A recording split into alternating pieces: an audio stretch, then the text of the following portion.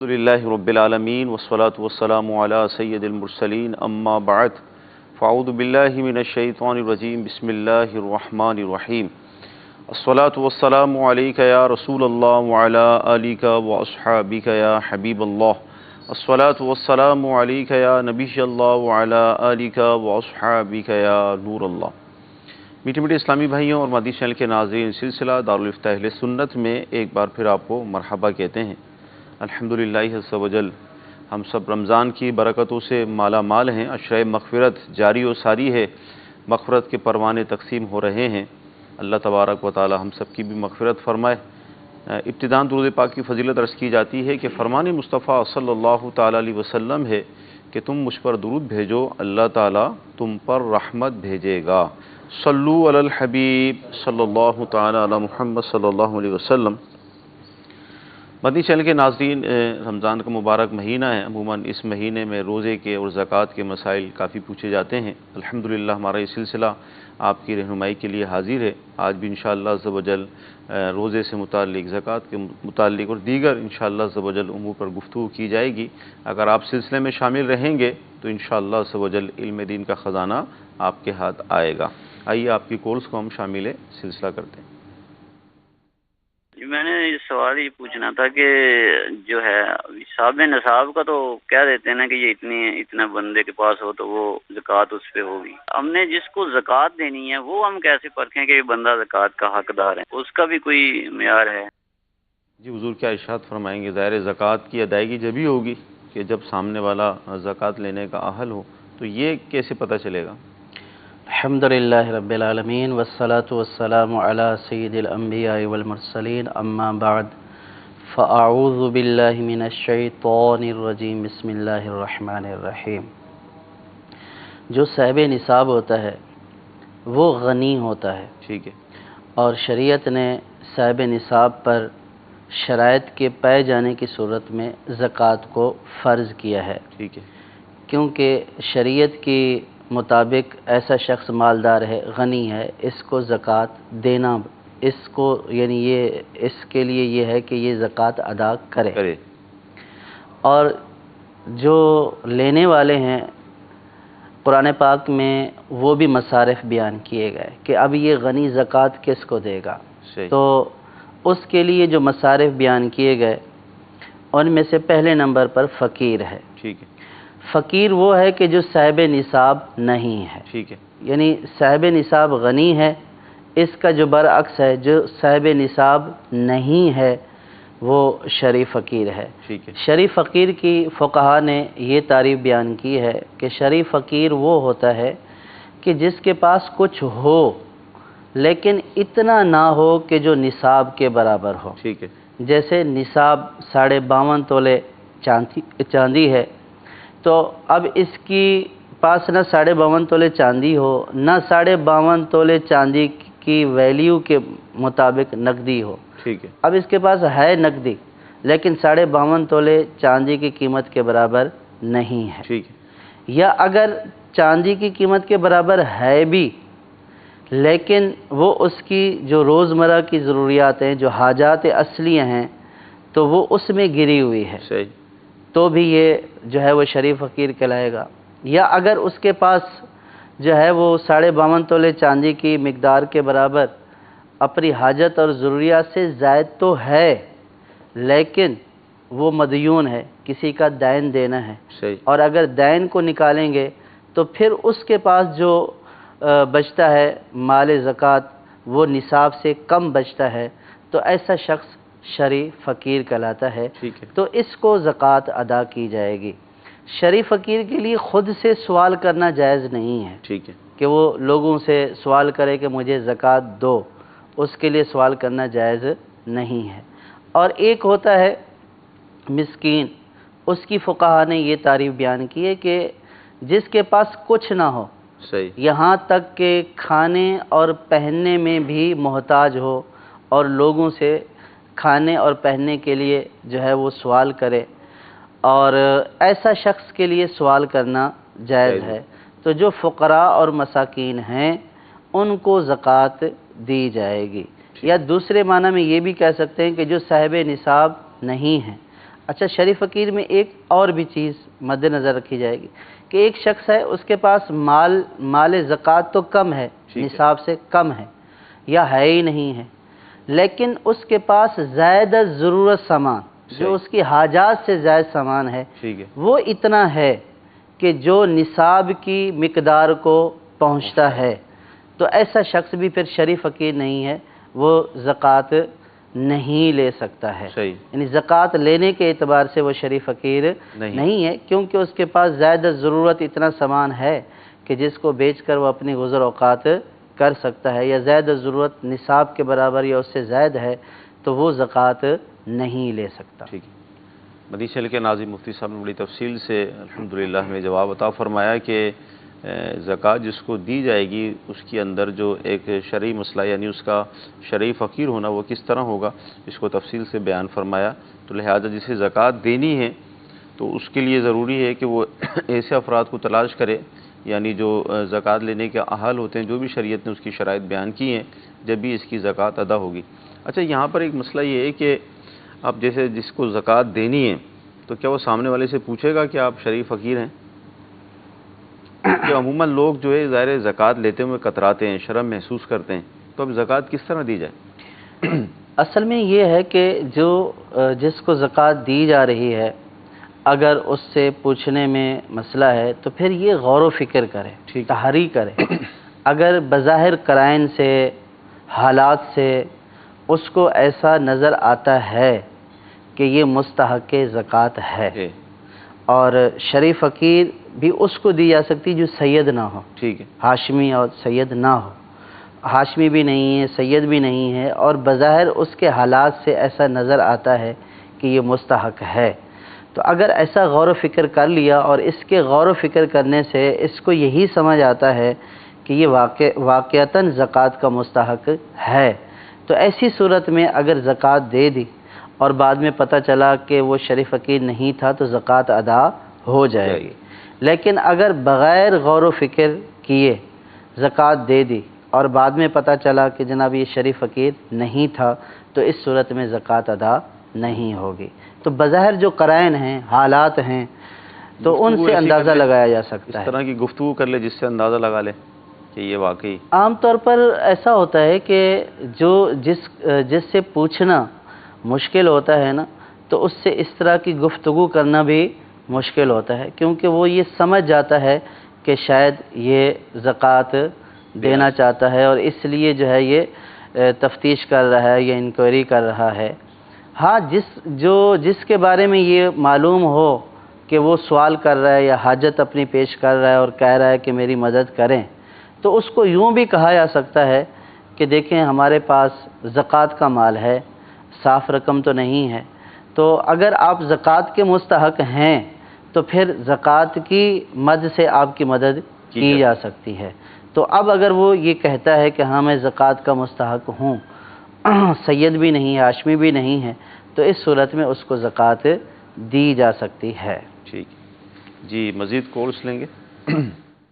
یہ معلوم کرنا ہے وہ تو جو اصل مال زر جو گھر میں ہوتا ہے انسان کے پاس علاوہ خرچ کے جو صاحب نصاب ہوتا ہے اس کے اوپر تو زکوٰۃ ہو گئی۔ معلوم یہ کرنا تھا کہ جو پلاٹ، مکان، یہ اس کے علاوہ جو ہمارے ایسٹس ہوتے ہیں اس کی کیا حکم اس کے بارے میں؟ مال کے علاوہ جو چیزیں ہوتی ہیں، دکان ہیں، پلاٹس ہیں، گھر ہیں، ان کا کیا حکم ہوگا؟ جو گھر رہائشی گھر ہے وہ تو حاجات اصلی میں اور ضرورت کی چیزوں میں شامل ہے، ٹھیک ہے، اس ایسٹ کے اوپر زکوٰۃ نہیں ہے۔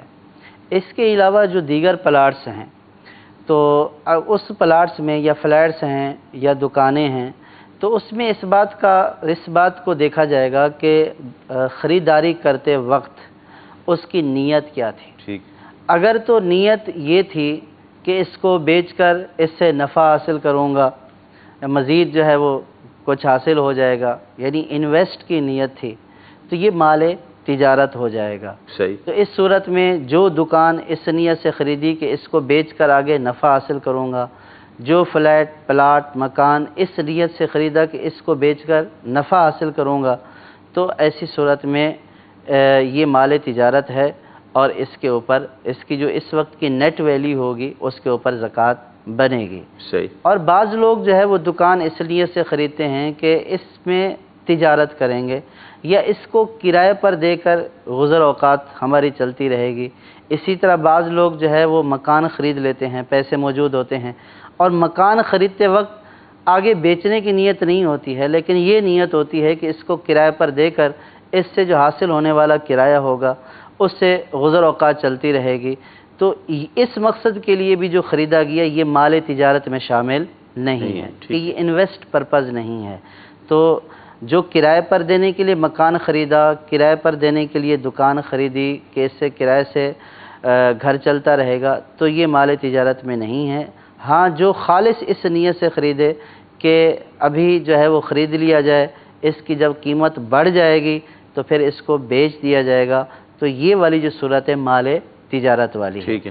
اب اس پیسوں سے اپنی جو بھی حاجت کرنی ہو، یعنی بعض لوگ اس لیے خریدتے ہیں کہ بچوں کی شادی کریں گے تو کام آ جائیں گے، تو اب وہ اگر اس کے جو ہے وہ انجام کے اعتبار سے سوچیں کہ ہم نے تو بچوں کی شادی کے لیے یہ ہماری ضرورت ہے، تو وہ ہے ضرورت بعد میں، لیکن خریدتے وقت جو نیت تھی وہ تجارت کی نیت تھی کہ اس کو بیچیں گے اور اس سے نفع حاصل کریں گے، اور پھر جو نفع ہوگا اس کو اس کام میں لگائیں گے۔ تو یہ جو تجارت نفع حاصل کرنے کی نیت سے جو خریداری ہے یہ تجارت میں شامل ہوتی ہے، اور اس طرح کے جو ایسیڈز ہیں، مال تجارت ہیں، تو اس کے اوپر زکوٰۃ بنے گی۔ مدنی چینل کے ناظرین، مفتی صاحب نے ہمیں مال تجارت اور مال و دولت کے علاوہ جو چیزیں ہوتی ہیں اس حوالے سے بھی ارشاد فرما دیا ہے کہ اس کی زکوٰۃ کی کیا صورت بنے گی۔ آپ کے SMS بھی ہم شامل سلسلہ کرتے ہیں۔ جی مزید کالس دیجیے۔ 1 لاکھ روپے جمع ہے، اپنا گھر نہیں ہے تو اپنا گھر بنانے کے لیے جمع کیے ہوئے ہیں، تو کیا ایسے میں زکوٰۃ مجھ پر واجب ہوگی تو 1 لاکھ پر کتنی زکوٰۃ ہے؟ 1 لاکھ روپے جمع کیے ہوئے ہیں گھر کے لیے، کیا فرمائیں گے؟ جی گھر خریدنا ہے اور 1 لاکھ روپے ہیں، تو جس کے پاس 1 لاکھ روپے ہیں تو وہ صاحب نصاب تو ہو جاتا ہے۔ صحیح۔ اب اگر یہ پہلے سے صاحب نصاب تھے، ساتھ یہ بھی پیسے آ گئے تو ان کی بھی زکوٰۃ ادا کرنی ہوگی۔ ٹھیک ہے۔ اور اگر انہی پیسوں سے صاحب نصاب ہوئے ہیں اور سال گزر گیا ہے اور قرض وغیرہ نکالنے کے بعد بھی یہ صاحب نصاب بچتے ہیں تو اس رقم کے اوپر بھی زکوٰۃ ان کے اوپر لازم ہوگی۔ ٹھیک ہے۔ اچھا بعض لوگ حج کے لیے پیسے جمع کر کے رکھتے ہیں، اور بھی اس طرح کی چیزیں ہوتی ہیں، تو کیا فرمائیں گے؟ جی جو حج کے لیے جمع کر کے رکھے ہوئے ہیں کہ یہ مزید اخراجات کریں گے، یا ابھی کوئی صورت یوں بنی ہے کہ جو سرکاری اسکیم ہے اس میں تو پیسے جمع ہو چکے ہیں، صحیح ہے، اور جو پرائیویٹ اسکیم ہے بات ہو چکی ہے لیکن ابھی پیسے دینے ہیں، لیکن ابھی اپنے پاس رکھے ہوئے ہیں ٹھیک ہے، کہ جو ہے وہ سال مکمل ہو گیا، تو اس صورت میں ان کے اوپر بھی زکوٰۃ لازم ہوگی۔ اور اگر ادائیگی کر دی ہے تو اس صورت میں وہ جو پیکج انہوں نے لیا ہے اس کی ادائیگی میں اگر دے دیے ہیں تو پھر اس صورت میں ان کے اوپر زکوٰۃ لازم نہیں ہوگی۔ ٹھیک۔ جی مزید کال۔ اگر روزہ کسی وجہ سے ٹوٹ جائے تو اس کا کیا حکم ہے؟ روزہ کسی وجہ سے ٹوٹ جائے کیا فرمائیں گے؟ روزہ کسی وجہ سے ٹوٹ جائے اس میں 2 طرح کا حکم ہوتا ہے۔ صحیح۔ ایک تو یہ ہے کہ قضا ہوتی ہے، اور دوسری صورت قضا کے ساتھ کفارہ بھی ہوتا ہے۔ تو اس میں وجہ کو دیکھا جاتا ہے کہ کس وجہ سے ٹوٹا ہے، اور کچھ اور چیزوں کو بھی دیکھا جاتا ہے، کچھ اور شرائط بھی ہیں کہ جس سے پھر یہ دیکھا جاتا ہے کہ کیا اس سے صرف قضا لازم ہوگی یا قضا کے ساتھ کفارہ بھی لازم ہوگا۔ تو وجہ چونکہ انہوں نے بیان نہیں کی تو اس لیے یہی بیان کیا جا سکتا ہے کہ یا تو قضا لازم ہوگی یا قضا کے ساتھ کفارہ بھی لازم ہے۔ تو اب یہ کسی جو ہے وہ سنی عالم دین سے یا دارالافتاء اہل سنت سے رابطہ کر کے اپنی وجہ بتائیں کہ اس وجہ سے روزہ ٹوٹا ہے، اور پھر حکم پوچھیں کہ اب میرے اوپر کیا لازم ہے، قضا لازم ہے یا قضا کے ساتھ کفارہ بھی لازم ہے۔ تو جو وجہ ہوگی اس کو دیکھتے ہوئے پھر حکم سامنے آئے گا۔ ٹھیک۔ جی اگلی کال۔ ہمارا سوال ہے کہ ہم نے کار رکھی گھریلو، وہ پچھلے 2 ماہ سیل کی ہے، تو اب اس کے پیسے ہمارے پاس آئے نقد، ہم نے لینی ہے کار دوبارہ، پھر اس پیسے پہ زکوٰۃ ہوگی یا نہیں، یہ پوچھ رہا ہے۔ جی حضور کار لینی ہے، پیسے موجود ہیں، کیا فرماتے ہیں؟ اگر ان کے پاس کار ہوتی تب تو ان کے اوپر زکوٰۃ نہیں کہ وہ حاجات اصلیہ میں شامل تھی، ٹھیک ہے، لیکن اب کار انہوں نے بیچ دی ہے اور وہ اب نقدی کی صورت میں تبدیل ہو چکی ہے، صحیح، اور اب اگر ان کا سال جو ہے وہ مکمل ہو گیا اور یہ رقم بھی ساتھ آ گئی ہے سال مکمل ہونے سے پہلے، تو اس صورت میں اس رقم کے اوپر بھی زکوٰۃ ادا کرنی ہوگی، ٹھیک، بھلے اس سے انہوں نے بعد میں کاری لینی ہے، لیکن یہ ایک ایسٹ جو ان کے پاس آ گیا نقدی کی صورت میں، اب یہ پہلے سے صاحب نصاب ہیں اور سال ابھی مکمل ہونے سے پہلے یہ رقم ایڈ ہو گئی اس نصاب کے ساتھ، تو اس صورت میں اس کے اوپر بھی زکوٰۃ ادا کرنی ہوگی۔ جی اگلی کون؟ مفتی صاحب سے میرا یہ سوال ہے کہ میرا مکان ہے وہ میں نے کرائے پہ دیا ہوا ہے، کیا اس پر زکوٰۃ ہے؟ اگر زکوٰۃ ہے تو کیا اس کی مالیت پر ہے یا جو کرایہ آ رہا ہے اس پر زکوٰۃ ہے؟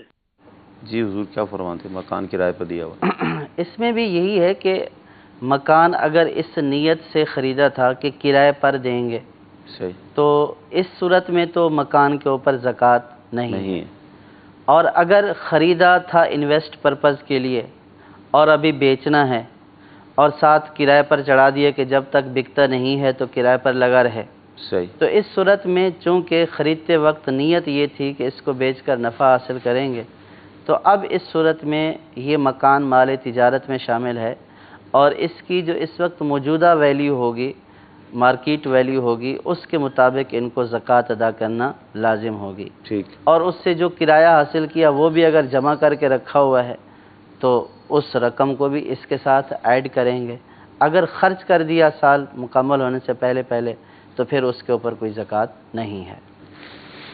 چل کے ناظرین اندازہ لگائیے کہ شریعت نے کتنی آسانیاں ہمیں عطا فرمائی کہ اگر مکان رہنے کے لیے ہے اور ابتداً اس کو نیت ہی یعنی جب خریدا تھا تو اس وقت یہ نیت نہیں تھی کہ ہم اسے بیچیں گے اور منافع حاصل کریں گے، تو نیت کی تبدیلی سے حکم بھی تبدیل ہو جایا کرتا ہے، تو لہذا یہ ہمارے لیے آسانیاں ہیں۔ اچھا یہاں مفتی صاحب کیا فرمائیں گے کہ یہ بھی محسوس کیا جاتا ہے کہ کچھ لوگ جو ہے وہ زکوٰۃ نہ دینے کا بھی حیلہ اختیار کرتے ہیں، تو اب یہ کرنا کیسا؟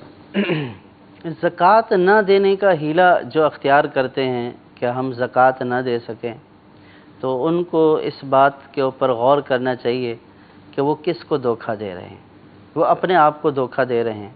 اللہ تبارک و تعالی دلوں کے حالات سے، ہماری نیتوں سے واقف ہے، جی، زکوٰۃ کی ادائیگی کا حکم بھی اسی نے دیا ہے، بے شک، اور زکوٰۃ ہم ادا بھی اسی کی اطاعت اور فرمانبرداری میں کرتے ہیں، بے شک، تو اب وہ ہے کہ جو ہماری نیتوں کے حال کو بھی جانتا ہے، بے شک، تو اب اگر ہم اس لیے ہیلے بہانے کر رہے ہیں کہ جو ہے وہ زکوٰۃ ادا نہ کرنی پڑے، تو پھر بندہ سوچ لے کہ جس رب نے عطا کیا ہے تو وہ رب اس عطا کیے ہوئے کو لینے کے اوپر بھی قدرت رکھتا ہے، بے شک، اور پھر اس بات کے اوپر بھی اچھا بعض لوگ تو یوں کرتے ہیں کہ ہیلہ بھی جو کرتے ہیں وہ باطل ہیلہ ہوتا ہے، صحیح، یعنی وہ شرعاً ہیلہ درست ہی نہیں ہوتا ہے، صحیح، اس ہیلہ کرنے کے باوجود بھی ان کے اوپر زکوٰۃ لازم ہوتی ہے، تو لہٰذا اس طرح کے ہیلے بہانوں سے زکوٰۃ سے بچنا نہیں چاہیے بلکہ اللہ کے راستے میں دینا چاہیے۔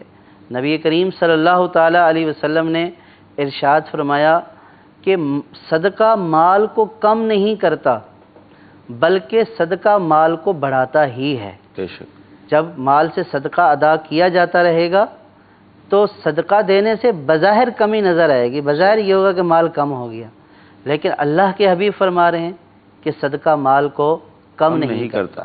علماء نے بڑی پیاری مثال دی ہے اس کی، جی، مفتی عامیہ خان نعیمی علیہ رحمہ فرماتے ہیں کہ دیکھیے کہ کسان بظاہر جب کھیت بوتا ہے تو اپنے گھر سے بوریاں لے کر جاتا ہے اور وہ بوریاں کھیت میں ڈال کر آ جاتا ہے، بظاہر وہ بوریاں خالی کر کے آ رہا ہے، آتا ہے، بظاہر وہ بوریاں خالی کر کے بھری ہوئی لے کر گیا تھا، کھیت میں ڈال دی، خالی کر کے آ گیا، سبحان اللہ، لیکن حقیقتاً وہ خالی نہیں بلکہ بھری ہوئی بوریاں لے کر آ رہا ہے، سبحان اللہ، کیونکہ اس کو پتہ ہے کہ اگر میں ایک بوری ڈالوں گا تو ایک بوری پر جو ہے وہ مجھے 8-10 بوریاں حاصل ہوں گی، صحیح، تو بظاہر اس نے ایک بوری خالی کی، لیکن اس ایک بوری خالی کرنے کے اوپر اس کو کچھ دنوں بعد، کچھ مہینوں بعد 10 بوریاں بھری ہوئی ملیں گی۔ سبحان اللہ، تو یہی حساب زکوٰۃ کا بھی ہے، جو صدقے کا بھی ہے، کہ جو انسان اپنے مال سے صدقہ دیتا ہے بظاہر اس کو لگتا ہے کم ہو گیا، لیکن حقیقتاً کم نہیں ہوا، بلکہ یہ بھی مثال ارشاد فرمائی کہ کنواں ہے نا، کنویں سے پانی بھریں گے تو جتنا پانی بھرتے جائیں گے کنویں کا پانی اتنا بڑھتا جائے گا۔ بظاہر تو ایسا لگا کہ ہم نے اس میں کم کر دیا، ہم نے اس میں کم نہیں کیا، ہم بھرتے گئے، کنواں بڑھتا گیا۔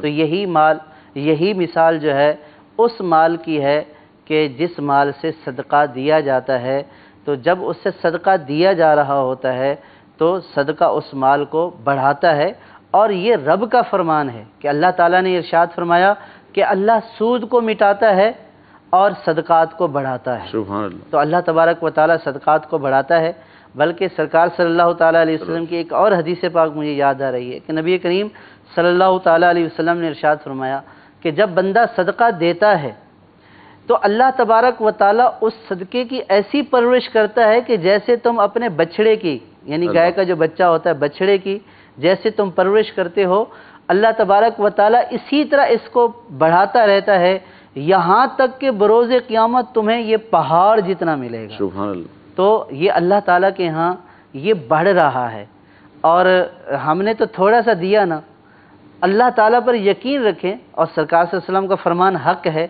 کہ جس طرح آپ ایک محسوس چیز کی مثال دی ہے کہ چھوٹا بچڑا ہوتا ہے تو آپ اس کو بڑھاتے ہو، وہ جوان ہو جاتا ہے، بیل ہو جاتا ہے، تو اسی طرح جو آپ کا دیا ہوا صدقہ ہے اللہ تعالیٰ اس کی بھی اسی طرح پرورش کرتا رہتا ہے، کل بروز قیامت پہاڑ کی صورت میں آپ کو ملے گا۔ آپ اندازہ کیجئے اللہ کی جو ہے وہ کرم نوازی کا کہ ہم نے اتنا سا دیا اور وہ بھی اس کے دیے ہوئے میں سے دیا، اور اتنے سے کو اس نے پہاڑ جتنا کر دیا، تو کیا نقصان ہوا؟ بلکہ یہ تو یوں ہوا کہ یہ تو آخرت کے بارے میں ہے کہ اتنا عطا کرے گا، دنیا کے بارے میں بھی یہ ارشاد فرمایا کہ اللہ تعالیٰ دنیا میں بھی اس کو دیتا ہی دیتا ہے، دنیا میں بھی بڑھا کر دیتا ہے، اور آخرت میں تو ہمارے وہم و گمان سے بھی باہر ہے۔ اگر اخلاص کے ساتھ اللہ کی رضا کے لیے دیا جائے تو انشاءاللہ یہ بڑا ہوا ملے گا۔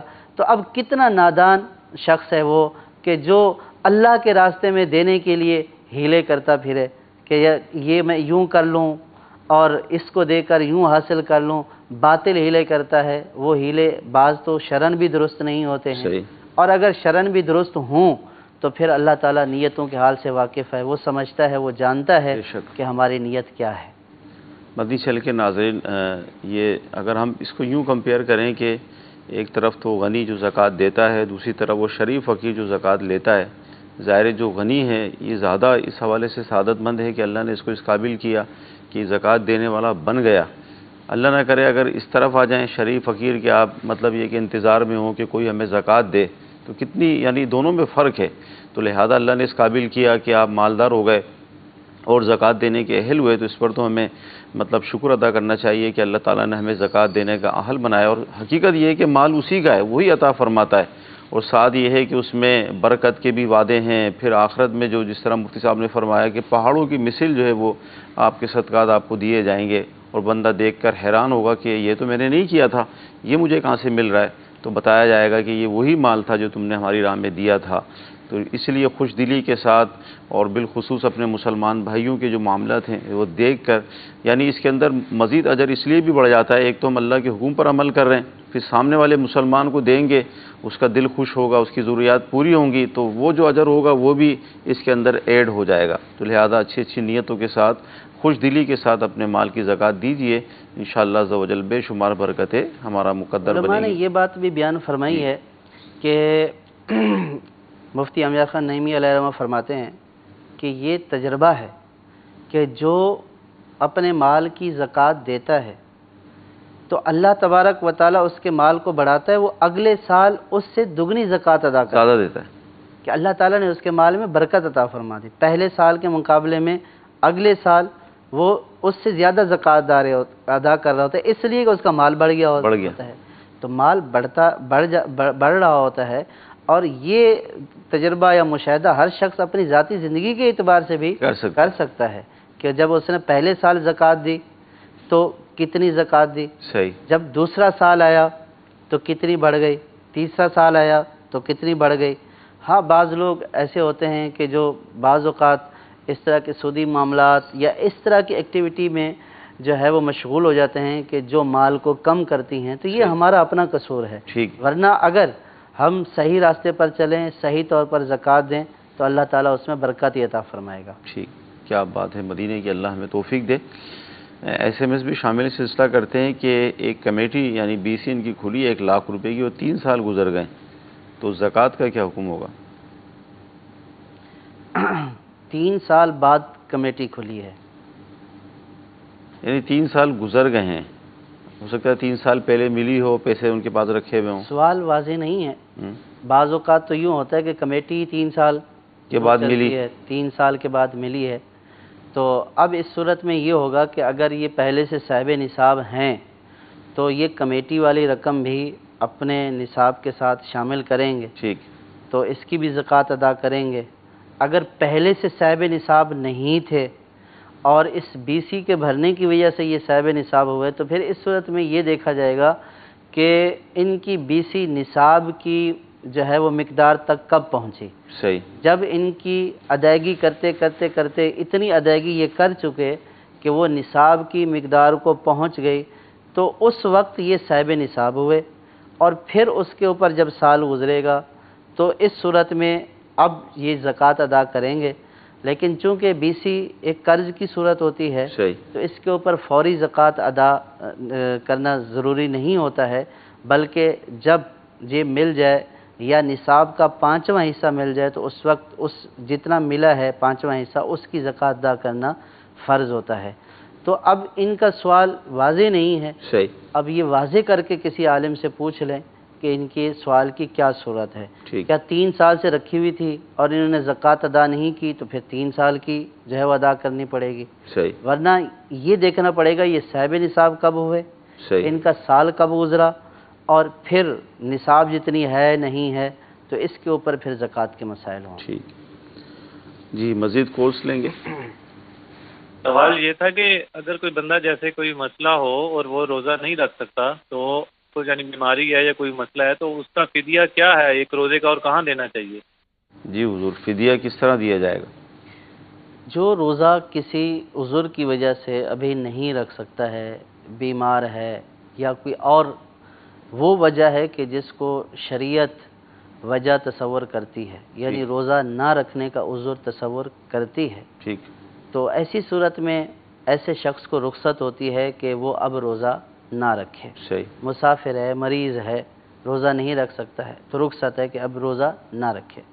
لیکن اس روزے کی قضا کرنا ضروری ہوتا ہے جب یہ عذر ختم ہو جائے۔ جب مریض تھا تو صحیح ہو گیا، مسافر تھا تو اب سفر ختم ہو گیا، تو اب اس کے بدلے میں جو روزہ انہوں نے رمضان میں چھوڑا ہے تو اب غیر رمضان میں رمضان گزر جانے کے بعد یہ اس روزے کی قضا کریں گے، ٹھیک ہے، اور اس روزے کا فدیہ ادا نہیں کریں گے۔ صحیح، یہ فدیہ اس شخص کے لیے ہوتا ہے کہ جو بڑھاپے کی وجہ سے جس کو اتنی کمزوری ہو چکی ہو کہ نہ اب روزہ رکھ سکتا ہے اور نہ آئندہ روزہ رکھ سکتا ہے۔ صحیح، تو جو ایسا شخص ہوتا ہے بڑھاپے کی وجہ سے اس کو ایسی کمزوری ہو گئی، نہ اب رکھ سکتا ہے، نہ آئندہ رکھ سکتا ہے، نہ سردیوں میں رکھ سکتا ہے، نہ گرمیوں میں رکھ سکتا ہے، تو ایسے شخص کے لیے شریعت نے یہ حکم ارشاد فرمایا کہ اگر یہ اپنے روزے کے بدلے میں فدیہ ادا کر دے تو یہ فدیہ اس کے روزے کو کفایت کرے گا، صحیح، کیونکہ اس امید ہی نہیں ہے روزہ رکھنے کے مستقبل میں۔ لیکن جو کسی مرض میں مبتلا ہے تو اس کی امید ہے کہ وہ صحیح ہو جائے گا، مسافر ہے تو سفر ختم ہو جائے گا، تو جب وہ آزار ختم ہو جائیں تو اس کو روزے کے بدلے میں روزہ ہی رکھنا ہے۔ ٹھیک ہے، اگر وہ فدیہ ادا کرے گا تو فدیہ ادا وہ جو اس کا فدیہ ہے وہ اس کے روزے کا بدلہ نہیں ہوگا۔ ٹھیک ہے، اور بعض لوگ یوں کرتے ہیں کہ روزہ نہیں رکھتے ہیں، کہتے ہیں کہ ہم فدیہ ادا کر لیں گے، تو وہ اپنے دل کو ہی منا لیتے ہیں۔ صحیح، اس طرح فدیہ ادا کرنے سے وہ فدیہ ان کے روزوں کا بدلہ نہیں ہو بنے گا۔ سکتا، ان کو روزے کے بدلے میں روزہ ہی رکھنا پڑے گا۔ ٹھیک، دوسرا سوال ان کا یہ تھا کہ کہاں دیں یہ فدیہ ہم؟ ہاں، جن کے اوپر فدیہ دینا بنتا ہے تو وہ کسی شریف فقیر کو اپنے روزوں کا فدیہ دے سکتے ہیں۔ ٹھیک ہے، جیسے جس شیخ فانی کی مثال دی ہے اس کے لیے یہ حکم ہے وہ چاہے تو ابتدائے رمضان میں ادا کر دے، چاہے رمضان کے بعد ادا کر دے۔ تو جو شرعی فقیر ہو اس کو فدیہ ادا کیا جا سکتا ہے۔ اسی طرح مختلف دینی تنظیمیں جو ہے وہ فدیے وصول کرتی ہیں اور ان کو ان کے مصرف میں خرچ کرتی ہیں۔ صحیح۔ تو الحمدللہ دعوت اسلامی بھی جو ہے وہ روزوں کا فدیہ وصول کرتی ہے، اور دعوت اسلامی کے مختلف مساجد میں دنیا بھر میں، پاکستان بھر میں، دنیا بھر میں مختلف مساجد میں اسٹال لگے ہوئے ہوتے ہیں، اسلامی بھائی ان پر موجود ہوتے ہیں۔ تو آپ ان کو جا کر یہ کہہ دیں کہ یہ فدیے کی رقم ہے، صحیح۔ تو وہ اس کو لے لیں گے، اور پھر جو مصرف ہوگا اس مصرف میں دعوت اسلامی اس کو استعمال کرے گی۔ تو دعوت اسلامی کو آپ اپنے جو ہے وہ روزوں کا فدیہ دے سکتے ہیں، اور پھر آپ یہ یقین اور اعتماد بھی کر سکتے ہیں کہ دعوت اسلامی جس مصرف میں خرچ کرے گی وہ دین کا عمدہ اور بہترین مصرف ہوگا۔ یعنی اشاعت علم میں، اشاعت دین میں اور دین کی تبلیغ میں آپ کے پیسے کو خرچ کرے گی، تو اس صورت میں آپ کا بھی دین کی تبلیغ میں ایک معاونت اور ایک حصہ ہو جائے گا۔ تو دعوت اسلامی کو بھی یاد رکھیے۔ مفتی صاحب نے ہمیں ترغیب بھی دلائی۔ دعوت اسلامی کے الحمدللہ 104 سے زائد شعبہ جات ہیں، اور دنیا بھر میں یہ مدنی کاموں کی باہر ہیں۔ یہ خود مدنی چینل آپ کے سامنے ہیں جو بغیر ایڈورٹائزمنٹ کے چل رہا ہے، اس کا خرچہ کتنا ہوگا آپ خود اندازہ لگا سکتے ہیں۔ تو لہذا جو شریعت نے مصارف بیان کی ہیں زکوٰۃ کے اور دیگر جو صدقات واجبہ ہیں، تو آپ ان کی ادائیگی کے بعد، ان مصارف کے بعد دعوت اسلامی کو ضرور شامل کریں، تاکہ یہ اتنا بڑا جو دین کا کام ہو رہا ہے اس میں خلل واقع نہ ہو پیسے کی کمی کی وجہ سے۔ اچھا حضور ارشاد فرمائیں کہ کفارہ کس چیز سے لازم ہوتا ہے اور یہ کیوں لازم ہوتا ہے؟ کفارے میں تو تفصیل ہے، یعنی پہلی بات تو یہ ہے کہ کفارہ روزہ توڑنے سے ہی لازم ہوتا ہے۔ ٹھیک ہے۔ اگر یہ روزے کی متعلق کی بات کر رہے ہیں، کفارے تو اور بھی ہوتے ہیں۔ روزے کے جو کفارہ ہے، جس نے ادائے رمضان کا روزہ، رمضان کا روزہ رکھا، ادائے رمضان کا روزہ رکھا، جو ابھی روزے چل رہے ہیں، اور صبح سے اس کی روزے کی نیت تھی، اور اس نے بغیر کسی عذر کے، بغیر کسی صحیح عذر کے اس نے جان بوجھ کر کوئی چیز کھا پی لی لذت حاصل کرنے کے لیے، صحیح، یا پھر جماع کر لیا، صحیح، تو اس صورت میں روزہ ٹوٹ جائے گا۔ ٹھیک ہے۔ یعنی عاقل، بالغ اور مقیم، صحیح، مسلمان، بالغ اور مقیم مسلمان نے ادائے رمضان کی نیت سے رمضان کا روزہ رکھا، اور پھر اس نے بغیر کسی صحیح عذر کے جان بوجھ کر روزہ توڑ دیا کسی ایسی چیز کے ساتھ کہ جو لذت حاصل کرنے کے لیے کھائی جاتی ہے، تو اس صورت میں اس کا روزہ ٹوٹ جائے گا۔ اب اس روزے کی قضا بھی ہوگی اور اس روزے کا کفارہ بھی ہوگا۔ مفتی صاحب نے جو الفاظ جو یعنی قیودات جو لگائی ہیں، یعنی بہت تفصیل ہے اس کے اندر، یعنی بالغ بھی کہا، پھر مقیم بھی کہا، پھر صحیح مجبوری بھی کہی، اور لذت کے ساتھ بھی کوئی چیز کھائی۔ ابھی اس کے اندر واقعی بہت تفصیل ہے۔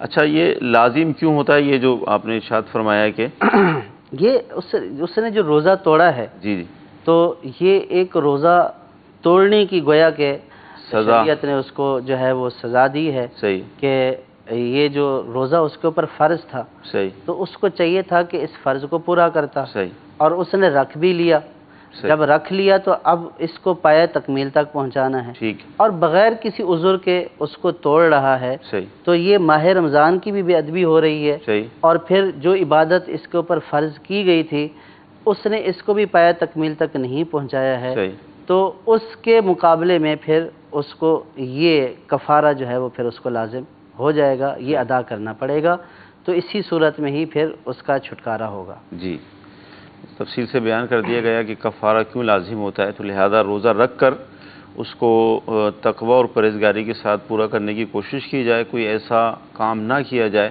یعنی بعض اوقات ایسا بھی ہوتا ہے کہ لوگ اب جیسے آج کل گرمیوں کا موسم ہے اور کرکٹ کھیلنے لگ جاتے ہیں، اب کرکٹ کھیلیں گے، بھاگ دوڑ کریں گے، اور اس کے اندر سانس پھول گیا یا کوئی ایسی صورت بن گئی کہ طبیعت بگڑ گئی، تو یہ ظاہر ہے ہم نے خود یہ سبب پیدا کیا، تو لہذا کوشش کر کے روزے کی حالت میں جتنا ہو سکے ذکر و اذکار کریں، قرآن کی تلاوت کریں، اور بلا ضرورت آپ باہر نہ نکلیں دھوپ میں کہ طبیعت آپ کی بگڑ جائے، تو یوں اچھے انداز میں روزے کو گزاریں کہ کفارے والی صورت پیدا نہ ہو۔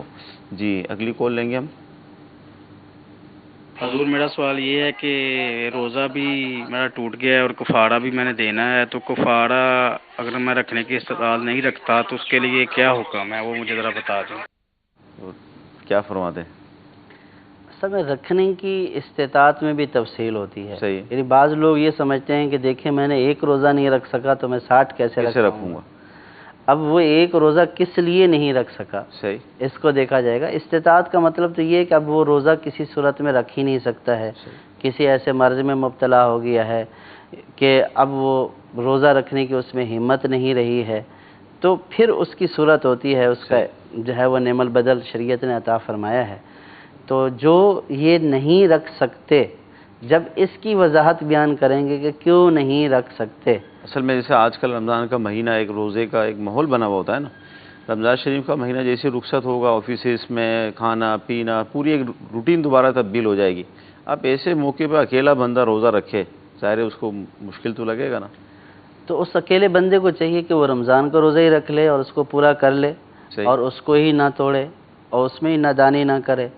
ورنہ اگر اس نے اللہ تعالیٰ کے حق کی خلاف ورزی کی ہے، اس کو توڑا ہے، تو پھر جو اس کا کفارہ ہے وہ بھی اس کو ادا ہی کرنا ہے، وہ بھی اللہ تعالیٰ کی طرف سے ہی مقرر کیا گیا ہے۔ اور ظاہر ہے کہ اس نے ایک گناہ کیا ہے، بلا وجہ توڑا ہے تو گناہ کیا ہے، تو گناہ کا ازالہ بھی تو اب کرنا پڑے گا نا۔ جب بندہ کوئی ایسا کام کرتا ہے کہ جس کی وجہ سے آپ اس کو ذاتی طور پر دیکھ لیں کہ بندے نے کوئی ایسا کام کیا کہ اس کا کاروبار ٹھپ ہو گیا اور قرض دار ہو گیا، تو اب کیا وہ لوگوں کو یہ جواب دے گا کہ بھئی میں تو خود ہی مقروض ہوں، میں کہاں سے ادا کروں، میرے پاس ہے ہی نہیں۔ تو اس کے ازالے کی کوشش کرتا ہے، کماتا ہے، کما کر لوگوں کو دیتا ہے۔ تو جس طرح لوگوں کا حق اس کے اوپر لازم ہوتا ہے، اس کے لیے محنت اور کوشش کرتا ہے، تو یہ اسی طرح اللہ تعالیٰ کا حق ہے، اس کے لیے بھی محنت اور کوشش کرنی پڑے گی۔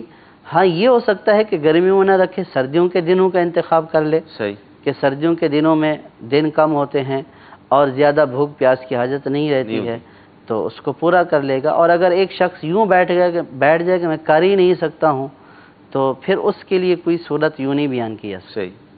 اور یہاں سے بھی ہم رمضان شریف کی اہمیت کا اندازہ لگا سکتے ہیں کہ جیسے رمضان شریف کے مہینے کے علاوہ اگر کسی سے کوئی نفلی روزہ ٹوٹ جائے، وہ توڑ دے، تو ایک ہی روزے کی قضا ہوگی، لیکن رمضان میں ایسا معاملہ نہیں ہے۔ تو اس سے بھی اس مہینے کی اہمیت، اس کی عظمت کا اندازہ لگایا جا سکتا ہے کہ جو شرائط بیان کی گئیں، ان شرائط کے پائے جانے کی صورت میں اگر روزہ کسی نے توڑ دیا تو 60 روزے اس پر لازم آ جاتے ہیں۔